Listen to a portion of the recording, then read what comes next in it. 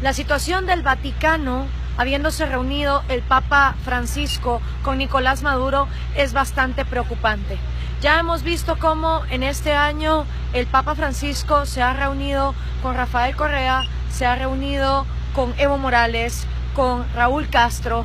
y no hemos visto por parte del Vaticano tomar con seriedad la cantidad de violaciones a los derechos humanos principales que en estos países se están violando constantemente. Hablo del derecho a la vida, de la cantidad de presos políticos que existen en Cuba y en Venezuela. Hablo del derecho a la propiedad privada, donde la gente en estos países ha sido arrancada y despojada de los recursos y del fruto que con el sudor de su frente han tratado de sacar a sus familias adelante. Y por supuesto hablo también del derecho de todo ser humano a la libertad de expresión, que constantemente y específicamente Rafael Correa ha atentado, cerrando medios de comunicación, metiéndole militares, intimidando periodistas hasta que estos han tenido que abandonar el país. Es realmente vergonzoso cómo el Papa Francisco recibe a estos dictadores del socialismo del siglo XXI, que cada vez están anulando las libertades y los derechos de sus pueblos.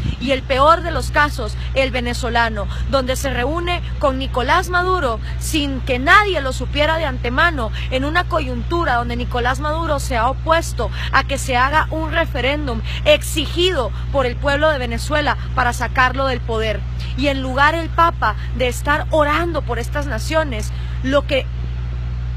estas naciones realmente necesitarían es una condena oficial y una condena real por parte del Vaticano, porque si bien es cierto, los principios cristianos llaman a que todo individuo es merecedor de una vida digna, de sus libertades y de su propiedad, del fruto de su esfuerzo. Esos son valores con los que los cristianos comulgan. Y cuando vemos a un papa que se rehúsa a reunirse con las damas de blanco, mujeres que son golpeadas, vapuleadas y llevadas a prisión por tratar de entrar a la Iglesia Católica en la isla de Cuba, y que con ellas no se reúne, pero sí se reúne con dictadores como Raúl Castro, y no tienen ningún reparo en decir algo en contra de todos los años y las décadas en que esa isla no ha habido libertad, realmente es vergonzoso. También es vergonzoso que el Papa Francisco condene el mercado, cuando el mercado no es más que la voluntad de miles de individuos comerciando